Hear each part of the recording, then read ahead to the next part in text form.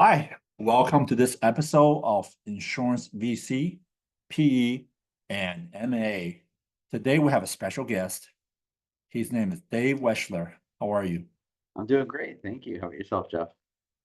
Great. I'm excited to have you on as my third guest for this show. It's pretty cool. And there's a lot we're going to cover today. And you come from the VC bucket, but you have really done a lot of different things than just venture capital. So what I want to do is I want to flip the mic back over to you. And now I want to just kind of have our audience hear about your own personal journey. How did you end up in venture capital world for insurance and Insurtech, and also running one of the biggest fund that's out there? Like a lot of people don't know about your fund and how big it is. So just kind of like talk about now, but bring us back to the beginning. How'd Sure. you fall into insurance and fall into this world? Sure. So it's the story is not straight, and I don't think it's probably the normal story for a venture capitalist. But I started my career in 1994. I graduated college and couldn't find a job, so I did what any recent college graduate who couldn't find a job would do in 1994. Nothing. And after a few months of doing nothing, I worked at a hobby store actually, and I fly fished a lot. Um, my parents kind of leaned in a little bit saying, "Hey, can you get a job?" And the economy was in pretty bad shape. So I actually started a company. And the thinking at the time, well, I had parents who were somewhat entrepreneurial. So it wasn't shocking to me, the thought of starting a company. But I started basically a tech consulting company, and it was pretty straightforward. I felt comfortable with computers. I certainly wasn't an engineer, certainly wasn't a coder, more on a practical, like application level. Like I enjoyed using applications in the 90s, which were pretty primitive, but I was always helping people. Like my dad was a stockbroker, and I helped him put together like an automated letter writing process to his customers. And my mom was a real estate agent. I did a bunch of stuff for her. And after a while, their friends wanted to have similar kind of experiences with technology. So I just basically created a small business for consulting. Actually partnered with a friend, and about a year into it, we were installing computer networks, which at the time were pretty complicated. Again, I'm not really an engineering person. I'm much more of a business person, but I kind of learned enough to be useful at least. Um, and then the internet really started taking off, and we kind of pivoted to an internet consulting firm, and that actually did really well. Grew very, very quickly. We won some marquee accounts for their first website ever, like the Boston Red Sox and a bunch of others came to us for their first websites. And before you knew it, I actually sold the company to a publicly traded company in 1999. And then I actually joined that company, the one who bought it, a company by the name of iCube, who eventually became Razorfish, a big global consultancy. Did that for a couple of years. Started my next startup in internet connected devices, basically for energy management. I'd go on to do three more startups after that one. Mixed results. I joined two, founded three. Mixed results. I had one great exit. I had two kind of sideways exits and two complete bankruptcies. That was over 28 years. But it was an amazing experience. I was really lucky to be in a couple different industries while I did that, and really, really enjoyed it. And it all just kind of came from the beginning of just being willing to learn and try new things. So that was incredible. And that experience took me from a little town in Massachusetts to Boston, and Boston to New York, where I did all my startups, the five over the three different places. Um, and then in about 2016, I think 2016, I took my first job ever. I went to Comcast to run smart home growth strategy. So Comcast had about $1.5 billion operating unit selling smart home technology, and I was recruited to kind of lead the growth strategy. I was on a big team. And in that growth strategy, I was thinking about who possibly needs smart home technology. And one group that occurred to me was insurance companies. So the thinking in 2016 was if you could put alarm sensors, fire sensors, smoke sensors, water sensors in houses, P&C underwriters in home insurance would lose less money. So I didn't really know anything about insurance. I didn't know anything about how to kind of make this work, but I really leaned in trying to figure out how to do it. Actually went and got my insurance license, convinced Comcast to set up kind of an Insurtech group, which I led, basically looking for opportunities to sell insurance products to our customers, not simply because Comcast had 30 million customers, but more because we had better underwriting data and better access to data than others. That led me to a partnership with Hippo. Hippo was still very early. They were just a few people in Mountain View. They didn't have product in market. I met Asaf and his colleagues, and we built a distribution agreement at Comcast where we would go on to sell Hippo products when they came in the market, combined with our smart home technology at Comcast. There were a lot of issues. There was a lot of technical problems, a lot of regulatory problems, but that was kind of the original thinking. That evolved quite a bit. We actually brought in other technology companies. We brought in potentially other insurance companies, never really materialized, but the one with Hippo did materialize. And about 3 years into it, we were probably one of the biggest channels that Hippo had, which I was leading with a great team at Comcast and a lot of funding from Comcast. And then remarkably, or unfortunately, COVID started. And with COVID, Comcast's core businesses like internet, movies, et cetera, started really taking off because everybody stayed at home. And Comcast, who had long talked about diversifying the business because the business lines had gotten a little flat. Internet was getting pretty saturated in 2017, 2018. So they were, really eager to diversify the business. But when COVID started, internet movies just really took off. So that core business proposition that Comcast had was really kind of realigned, and new initiatives like mine were kind of not as important. So about a year and a half into COVID, I kind of realized that, all I was trying to do with insurance, while incredibly valuable and exciting, was going to be probably some time before Comcast would really seriously consider it as a line of business. So I was really lucky. Hippo asked if I was interested in joining. I joined the company, spent a little over a year there. It was during the time when they went public. It was a really exciting, amazing opportunity. I was on the new product side, working a lot with smart home technology and new insurance products. Amazing experience. My first time really working with real insurance people. Really loved it. But OMERS Ventures, who happened to be just down the street, gave me a buzz, and they were looking for someone who could basically take over the 3 Insurtech investments that they had made so far, and give me a chance to maybe invest in more fintech companies down the road. So that sounded like a hard offer to turn down. I was really lucky in that I knew the guy who ran the fund, and he gave me a lot of opportunity to kind of learn about the process while I was thinking about it. And ultimately, I was like, man, I'm an entrepreneur, and being at a venture capital fund is kind of like what every entrepreneur wants to be sooner or later. Why would I not give it a whirl? So 3 years ago, almost to the day, I guess 2 years and 10 months ago, I said, let's do it. And I've really enjoyed being in venture capital. And here at OMERS, I focus on fintech investing. Originally, I was very focused on insurtech. We've got 4 insurtech companies. We probably are, not making too many more in the short term, just because we have a lot of investment in insurtech. So now we're thinking a lot more about broader fintech, like payments and all that kind of stuff. And I spend a lot of my time with a much broader team looking at all this stuff. And then just as a fund, we're a decent sized fund. We're not huge. We're about $1.7 billion in terms of venture capital. We are generalists. The fund is run here in this office. Michael Yang runs the fund. We each have different groups that we're in.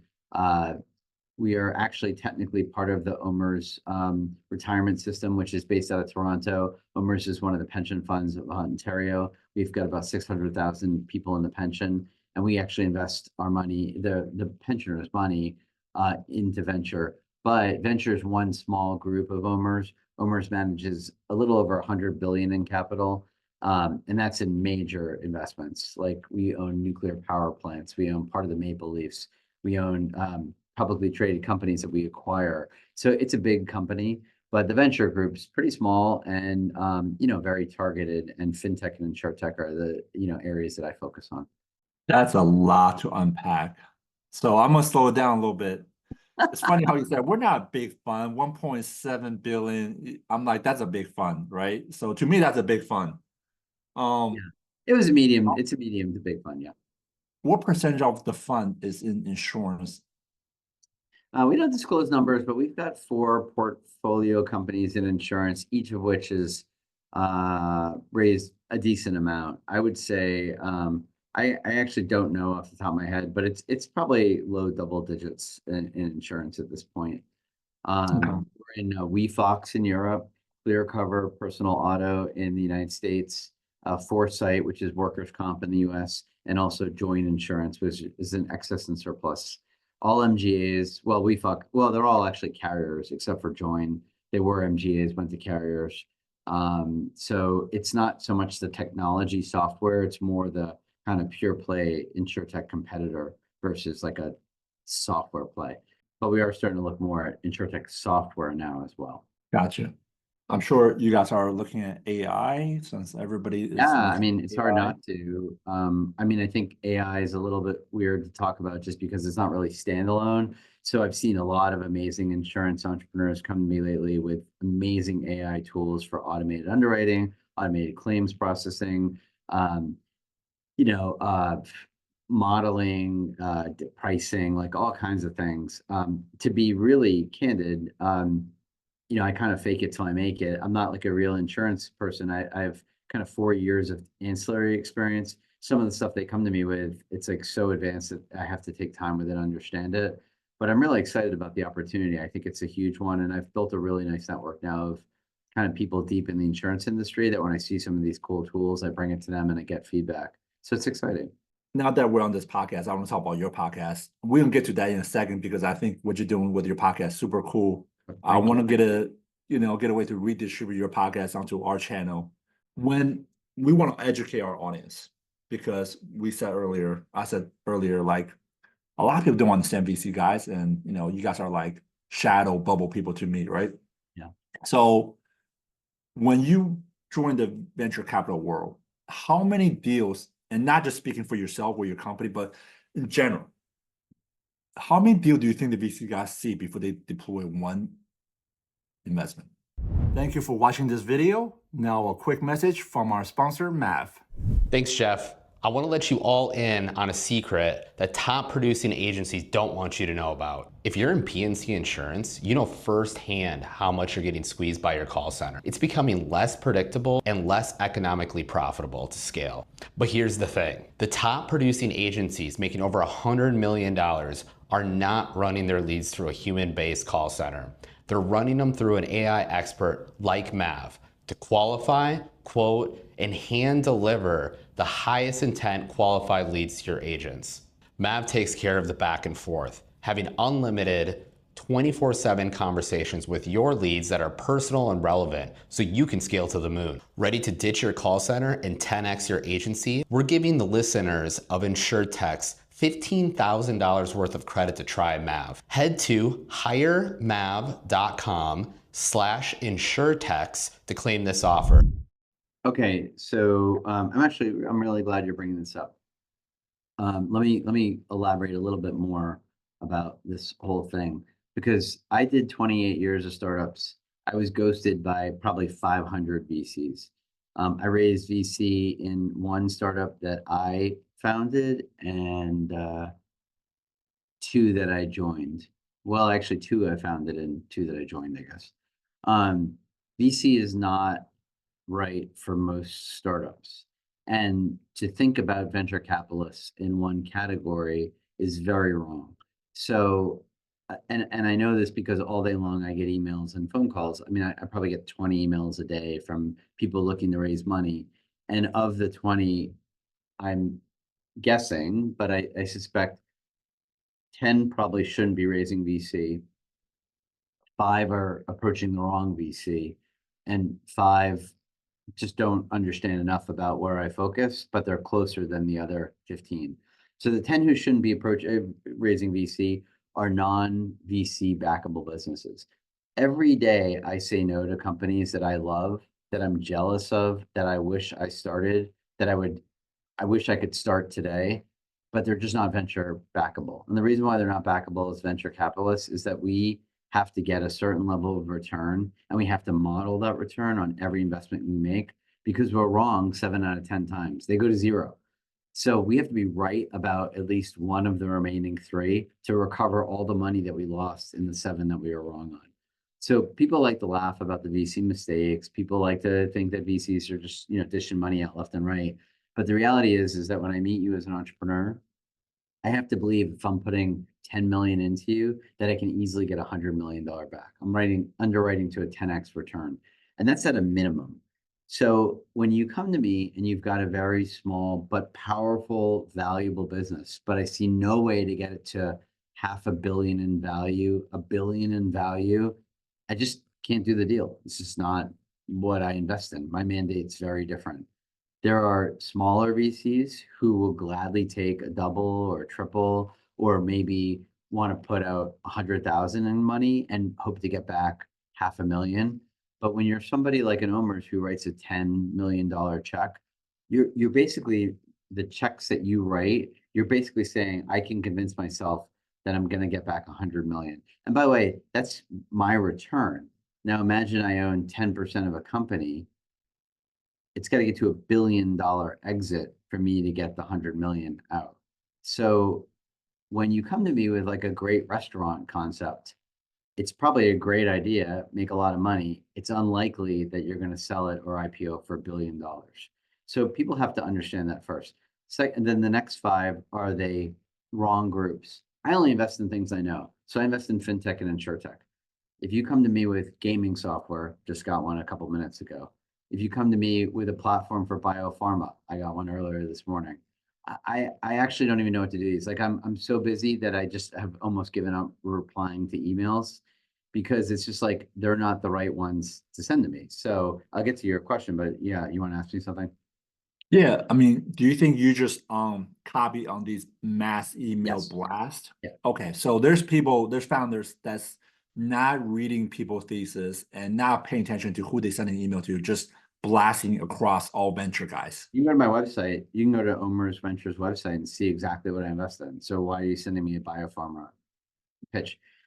I know how hard it is, right? I've literally met 500 VCs. Oh, well, I was pitching, like while I was trying to raise. So I know how hard this is. But like, you're wasting time, right? You're buying these lists or something like that. It's a total waste of time.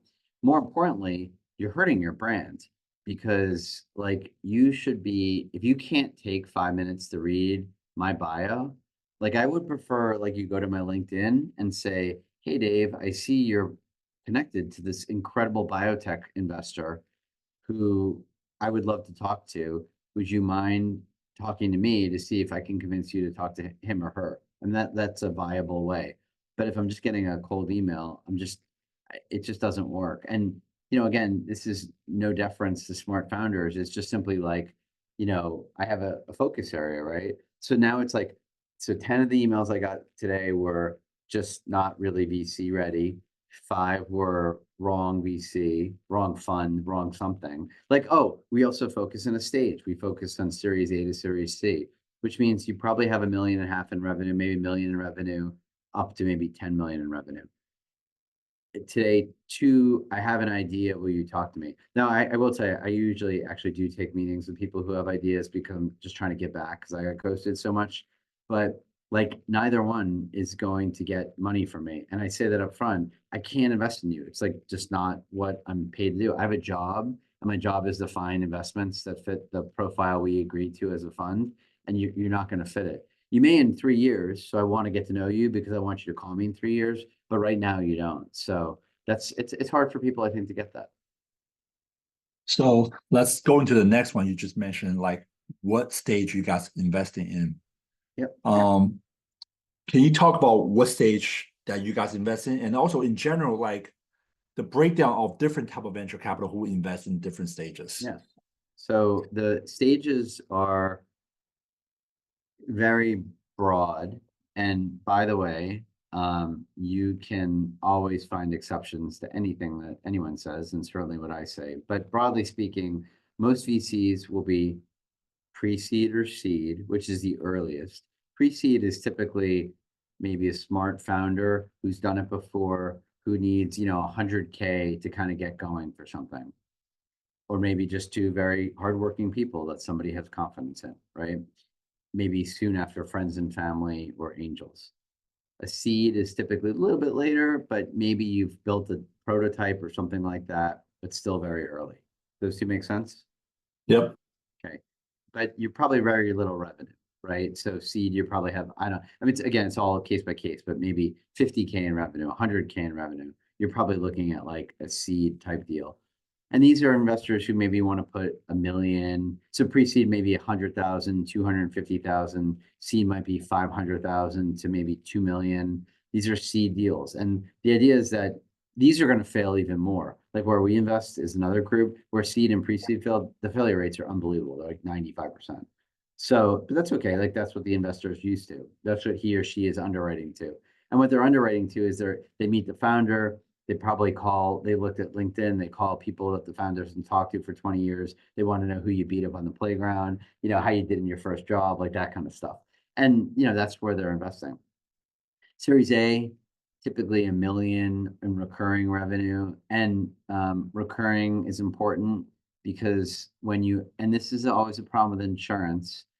And a lot of people don't see insurance as recurring sales. I do, and make the argument that most insurance contracts renew, so they do actually are recurring, but most VCs don't see it that way. But you've got to have probably about $1 million in revenue, and that's revenue, not GWP, revenue. So you're netting out, if you're netting out 30% of GWP, you got to do more than $1 million in GWP. You got to do 3.3 million or whatever it is, 3 million. So the reality is that an A is typically looking at about $1 million, and the round size might be, I don't know, $2 million to $10 million. The one thing that every VC talks about in A is product market fit. Do you have enough customers who are paying for the product that you can be confident as an investor that the entrepreneur created the right product? If you have one customer paying, it's probably not validated yet. If you've got 10, 15, 20, 100 paying, depending on the price point, maybe it's enough. Maybe the VC is like, yeah, I feel good about this. Good product market fit. Then there's B and C, which are more growth rounds. I don't know, 5 to 20 million. And in the B and C, there's very little question that your product is working. Now it's about, I need gasoline to pour onto the fire, right? I have 100 clients, they love me. You can call any of them, they'll say great things. They're all going to renew their contracts. Do I want to improve my product? Absolutely. But I know my core product does what it's supposed to do, and I'm off to the races. And those VCs, who are generally a little bit more conservative, are going to say, okay, I can write you a $20 million check, a $25 million check. Let's get going. I believe you. I'm going to help you hire a head of sales, get a better board, whatever it is. And let's go spend on marketing and closing deals. And then the later you get D's, E's, et cetera, you're talking, 50 million, 100 million. Hopefully most people don't need that because every dollar you take, you have to exit for a lot more money. But that's the general breakout of VCs. When you say B and C earlier, what is the comfort level of revenues or where you want to see the company sitting at? Yeah, I mean, listen, again, it's always case by case, but an A is probably around $1 million in revenue in today's market, and a B is probably more like 5 to 15 million in recurring revenue. I've seen A's that are at 10 million in recurring revenue. I've seen B's that are at 500K in revenue. Like if you do like deep tech AI, you might raise 300 million before you have a penny of revenue. So it really depends, but broadly speaking, I'd say $1 million is A, and probably like so $1 million to 5 million is an A, 5 million to maybe 15 million is a B, maybe a C-ish.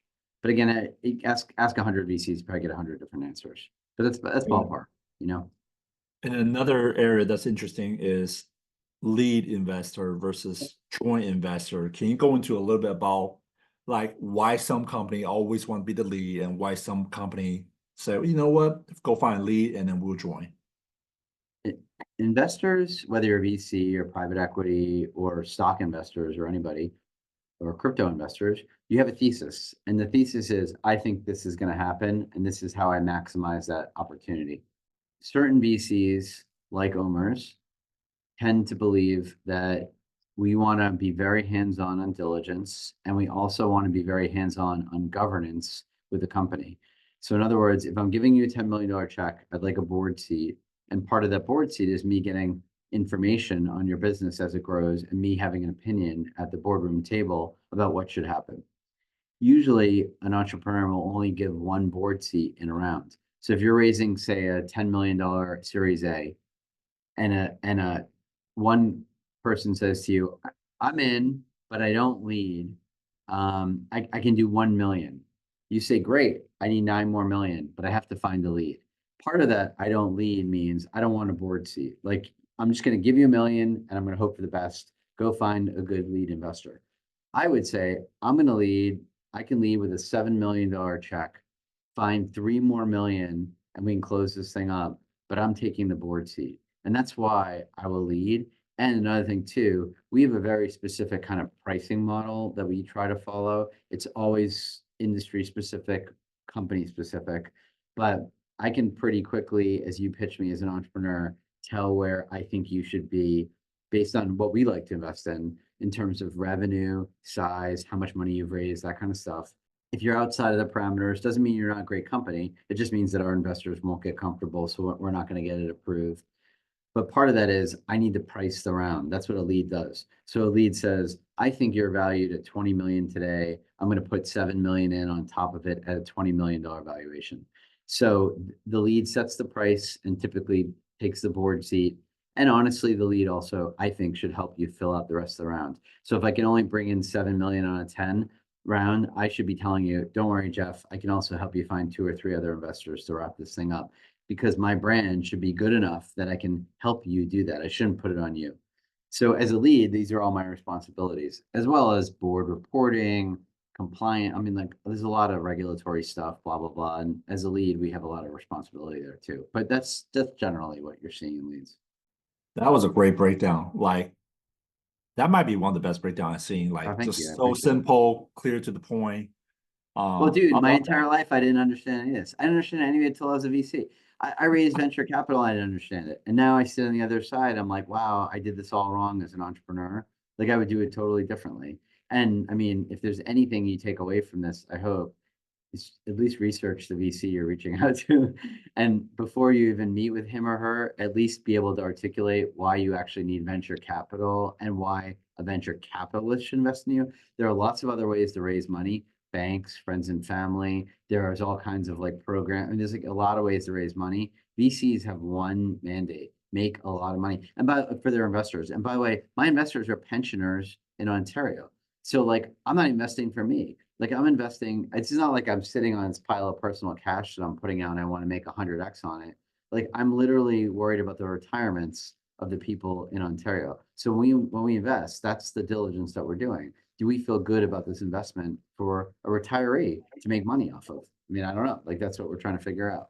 That was such a good explanation, but now I'm like blowing up in my head with questions in my head. Okay. So when you take those board roles, right? I'm assuming preferred stock with voting power, right? Yeah. And those voting power are potentially change the CEO. Yep.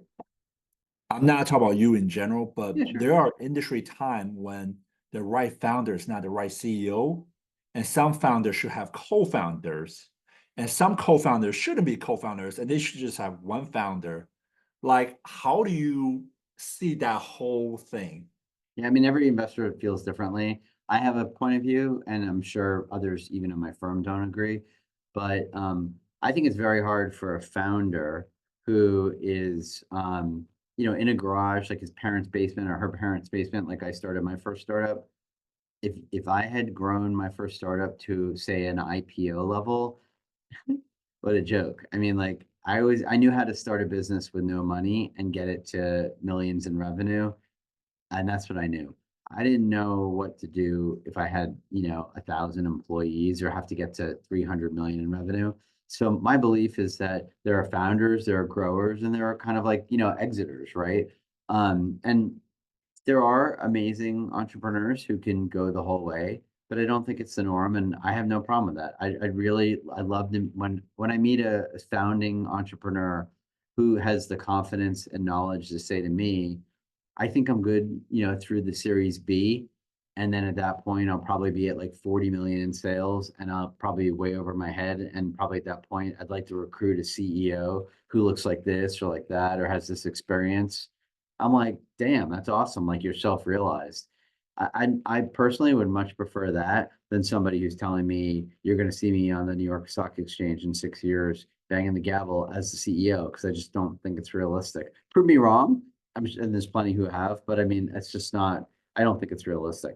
And that board seat, by the way, it's not intended to be like a nefarious kind of bad lever. But when you have situations, which we've all been in as investors, where the CEO or other leadership gets a little out of control because they don't understand what they're doing wrong or the business is not performing, they do need to be replaced sometimes. And by the way, if you have $10 million of a pensioner's money, I have no problem doing it. But broadly speaking, if you're doing great growing your company, we'd be foolish to make a change. The board is mainly there for fiduciary responsibility. So say you lose all your money, the lawsuits happen. Like, can we help you protect yourself from getting sued or investors from getting sued? Because that it does happen quite a bit. Or say, God forbid, you have an accident in your company. We worry about, like, we have insurance requirements, we have compliance reporting requirements. Like, boards make sure that management does what they are supposed to do legally and morally, and that's what we're held to. And if you have a deviation from there, we're also held to the fact that we have to change. So it's a very, and by the way, I've had boards my whole life as an entrepreneur. My boards have been always great. And in really tough times, they've given me hard news. But I mean, it's not always the news you want to hear, but it's like, hey, that's what you have a board for. So it is what it is. It's part of the game. If you don't want a board, don't raise money, That's simple.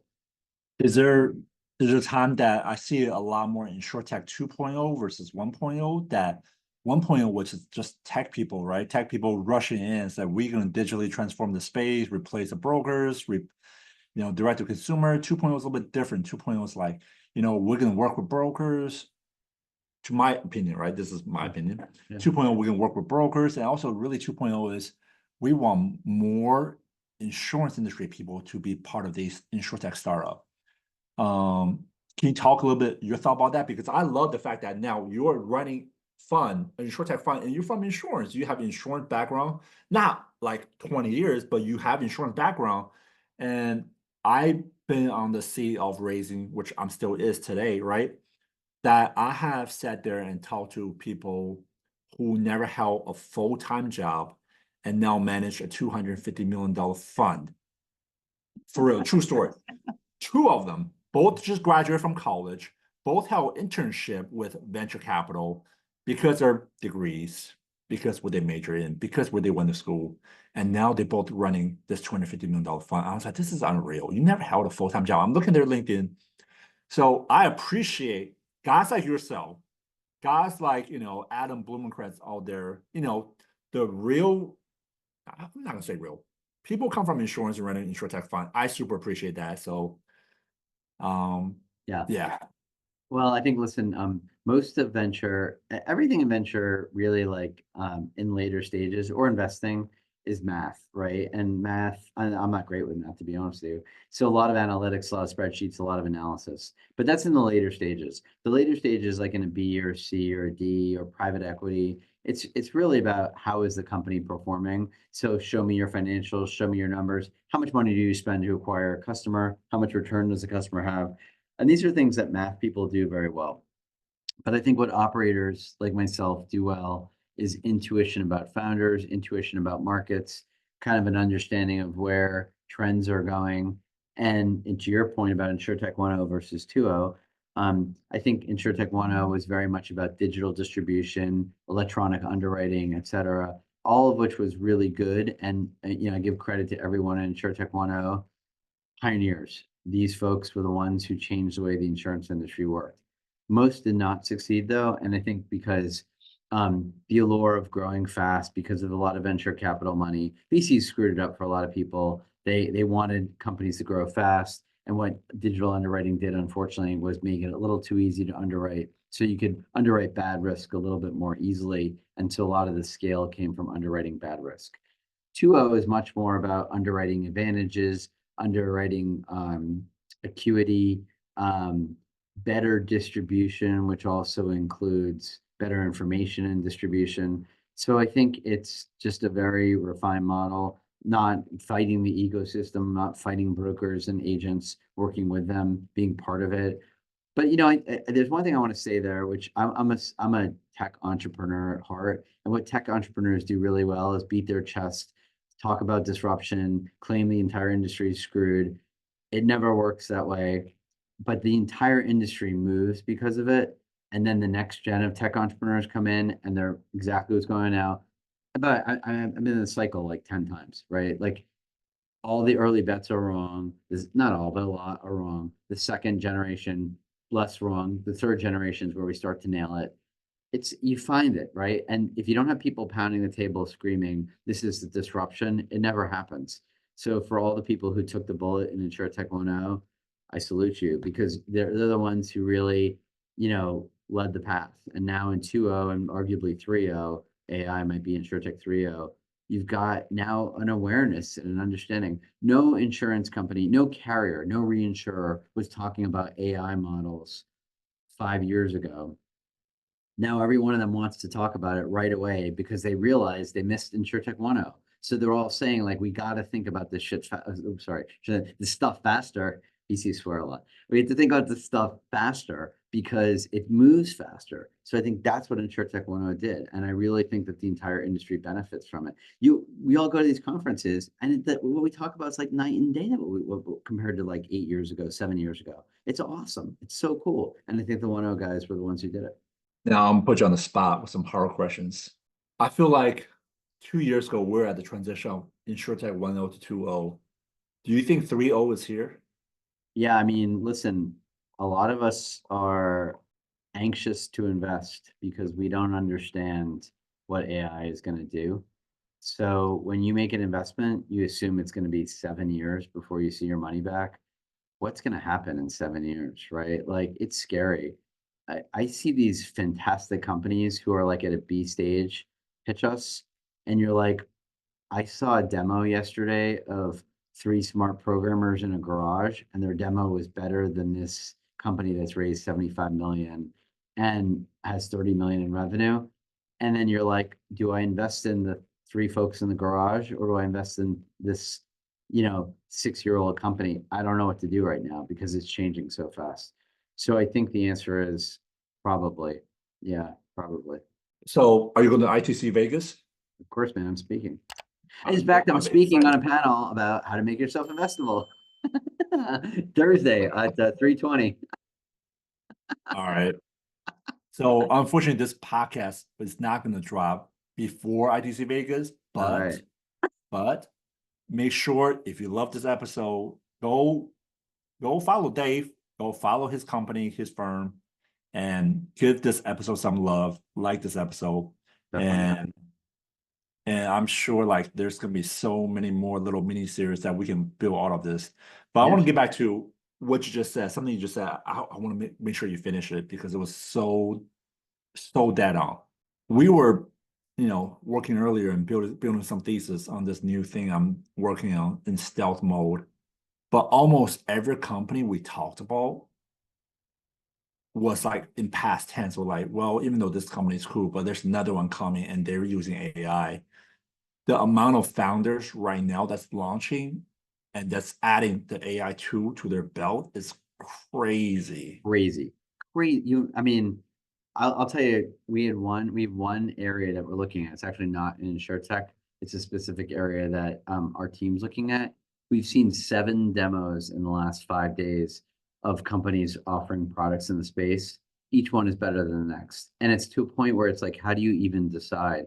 And none of them existed a year and a half ago.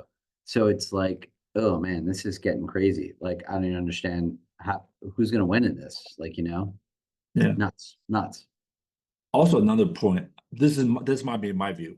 I don't know Yeah. if you feel the same way. Before, like people were very comfortable with US based founders. Maybe they have some VAs, offshore people working in Croatia, Czech Republic, India, Pakistan. Now I think people are very comfortable with overseas founders and building their product over there and just bring to the US marketplace. Yeah, I think generally that's true. Each fund is a little different. We actually tend to focus more on North American companies, only because we've found that sometimes it's hard to scale ones that are built overseas. So we're thinking about the far future, but we're open to discuss any kind of configuration. I do think the virtual thing, though, in particular, you're going to see more and more push to get at least a home office where maybe a couple of key folks are at. But have some portion of your workforce distributed, that's fine. I don't think anybody's going to ever care about that anymore. Yeah. When do you think that shifted? I don't know. COVID? Yeah. COVID. I mean, COVID made everything better. I mean, I hated using Zoom before COVID, and now when people call me on my cell phone, I'm a little freaked out. I don't really remember what to do. You're like, wait, do I? It's ringing. What do I do? All right. So talk about ITC Vegas for a second. I mean, one of your skill set to be in the VC world, I'm guessing is networking, right? Networking got to be one of your super skill set. I think any VC has to know how to network because deal sourcing is the most important thing we do. So we bring deals to the company. Where are you meeting your founders that you say, okay, we're not just, doing quick pitch, but, I'm getting to know you, like, what are some of Yeah. the interesting places you're meeting your founders? Well, one is other VCs. Two are founders that I know who I asked to promote. Three are social media platforms. And then one that you mentioned briefly is my own podcast, Insurtech Rap. Thanks for the segment. I knew there's a TO. Let's go into that right now. So What made you Insurtech say Rap, that? yeah, Insurtech Rap is a weekly hangout for anyone in the Insurtech space. It's at insurtechrap.com. You can just sign up. And it's a live show every Thursday, 2 to 2:30 p.m. Eastern. And all we do is talk about things Insurtech. So every week I have a guest on the show. So last week it was a lawyer who focuses on insurance. The week before it was an entrepreneur who's done a few startups who he's sold to several big insurance technology companies. The week before is a first-time founder who has raised about $30 million in travel insurance. So every week it's a different group. But most importantly, we have an audience, typically 50, 60 people who in the chat session share ideas, talk to one another. And then I try to make myself as available as I can to all those people. The mailing list is over 1,000 people already who want to talk to me about ideas. And if you're a fan of the show and you're part of it, I'm certainly going to try to help you network and do other things as opposed to, say, a cold outreach from somebody who I don't know. And I try to get to know everybody too. And then you mentioned ITC. I'm a consummate networker. I go to every event I possibly can. Shows like ITC, InsurTech Insights, and others are always awesome ways to meet people. So not to ask you to make any commitments. I've been told there's 56 after party this year at ITC Vegas. Like, especially Like when 5, everybody I want to feel talk to you, bad. how do you make yourself available, right?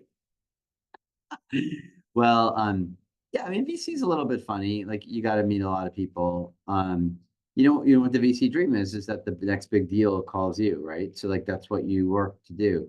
But I think part of it is having your own brand, your own integrity, and your own, I think, karma that kind of draws it. And I'm only 2.5 years into it, so I'm still early. But when you look at the great VCs who've been in the industry for 5, 10 years, their networks are amazing because they've learned, well, if they have a good reputation. Plenty of VCs don't have a good reputation. But and hopefully part of that is making money for entrepreneurs and making money for investors as well. The investor part. And just educate me, okay? So I see principal next to your name on OMERS. Can you tell our audience what does that mean? Thank you for all your support to our channel. Here is a quick word from our sponsor. Please click on the link below in the comment section to sign up for a demo with Track AI. What if your insurance sales conversations could work harder for you? Meet Track, your AI-powered conversation intelligence partner. Track automatically captures and analyzes every customer interaction, providing instant call summaries, risk analysis, and AI-driven coaching insights. Say goodbye to manual note-taking and hello to more selling time. Track handles the admin work while you handle the revenue. Fully integrated with your favorite platforms. Plus, get custom AI analysis tailored to your unique business needs. Transform your sales team's performance with Track. Visit track.ai today. Click the link in the description below to schedule a demo with Track today. Yeah, so there's generally a nomenclature in VC where you start off as an associate, then you go to principal, and then you go to partner. So partner is typically the decision maker, the ones who are actually agreeing to write a check. Principals are typically starting to write checks or bringing deals themselves to the table and underwriting the deals, but probably typically still need partner support. Associates are typically the ones who do the hard work of analytics, detail-oriented, analysis, a lot of the paperwork, et cetera. So it really varies by firm, but certainly at a place like OMERS, principals are generally kind of coming up with their own deals and looking for support to kind of bring it forward, whereas associates are probably more just kind of doing all the deals that partners and principals want to do. Gotcha. And go back talk about your thesis for a second. Yep. You guys are B2C, or did I catch that? No, we're pretty much exclusively B2B. We do have some B2C investments, but almost all. No, I'm referring to what round? B round, C round? I'm sorry, A to C. Sorry, A to A to C. C. Yeah. A to C. And what's the average check size? About You might 8 have covered that, but I just want to go back to it. Okay, real about quick. 8 million. So we can write 5 to 20 million on our first investment, and 8 is probably where we feel the most comfortable. So interestingly, like we'll see a really cool deal, but there's only $2 million available. We may pass on it just because we have a formula for how we want the fund to work. And if the 2 million throws the formula off, we just are like, you know what? Why don't you call us when you're ready to do your next round? And we'd be happy to lead that round, maybe, assuming you do well. But like the 2 million slot doesn't work for us. It's just math. Like we just can't make the math work. Do you guys, what's your expectation on deployment of capital? Like when you deploy, what's your expectation on when to get that money back? Every VC is different, or the way we structure ours is a little bit different. I think generally speaking, most of us are assuming 6 to 8 years, maybe 7 years. Yeah. Yeah. Gotcha. Our funds makes work sense. a little bit differently, so we can be a little bit more patient. I think a lot of VCs are in 5 to 7 mode. We can be a little bit more patient based on the way our fund's structured, but it's, we don't want to be, but we can be if we have to, So flip it. You guys have the pension fund as one of your primary investors. It's our only, well, technically really our only investor, yeah. Okay, gotcha. If you look at generalization on the Insurtech world on VC side, who do you see who are the people investing in these funds? So there's really kind of 2 types of funds. There's traditional venture capitalists, and then there's CVCs, corporate venture capitalists. That would be like a Nationwide or an Allstate, who both have venture funds, very prolific in Insurtech VC. They've both made fantastic investments, but those come from the parent company. So Nationwide puts the money aside, and usually their mandate is a little bit more around strategic investment. So I'm making this up, but the Nationwide team may be told by the parent, hey, some of the key areas that we're working on this year include this, and this. If you can find investments in those space, we'd even be more happy. But make the investments you want to make. But those are the ones that the parent really wants to see, because we're trying to build the business in that area. So those CVCs or corporate venture capitalists are generally a little less focused on the 100x return and a little bit more like, oh, our parent company expressly told us they're interested in these technologies, so let's meet with these companies.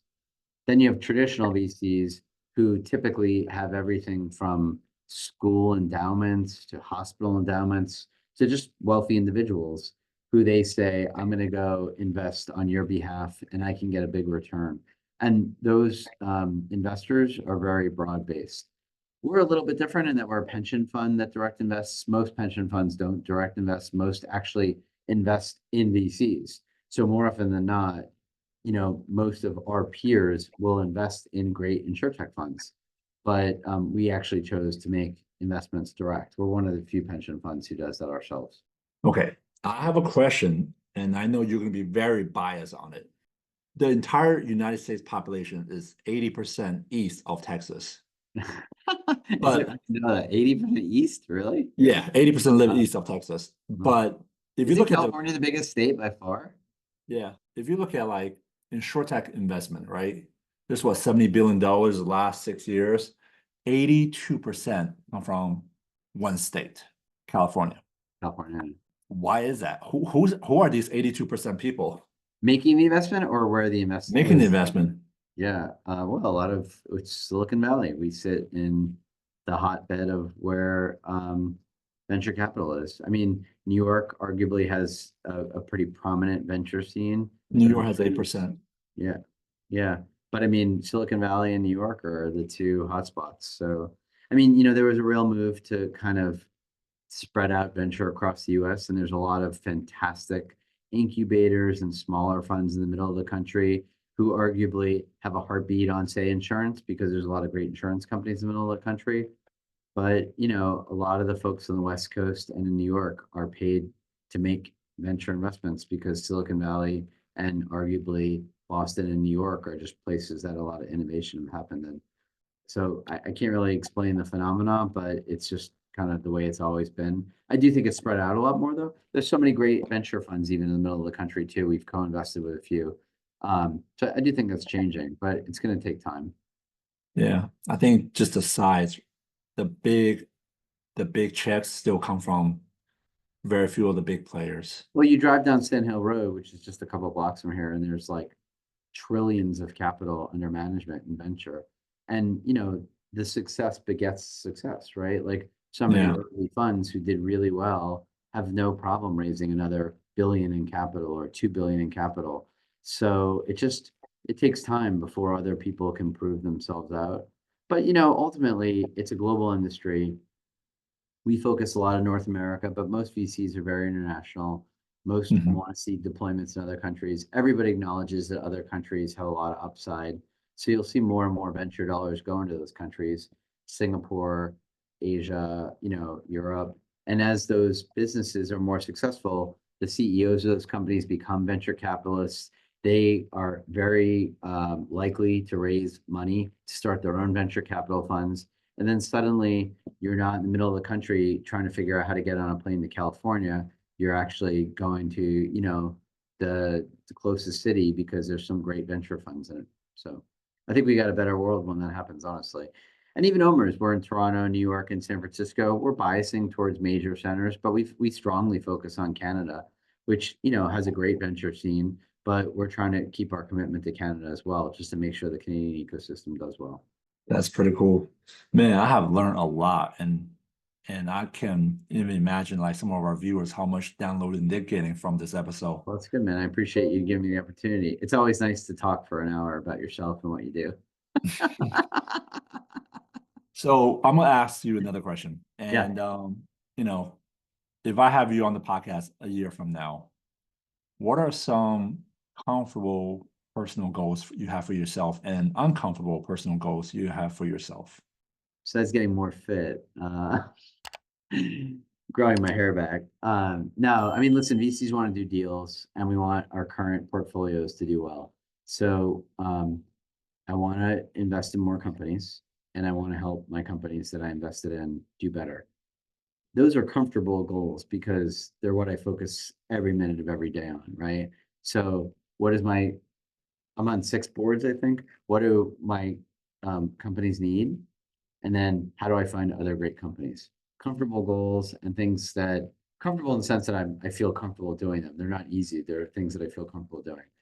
Uncomfortable things, networking more, meeting more people, figuring out more areas to invest in. There are areas of fintech that I find very boring. I have to understand them more though. Like with many things, they become interesting. Actually, one area I'm looking at a lot, quite well. I'm looking a lot at DeFi and Web3 right now. And it's complicated, some of the stuff, and it gets a little bit overwhelming at times, but I'm here to learn. That's what VCs are paid to do.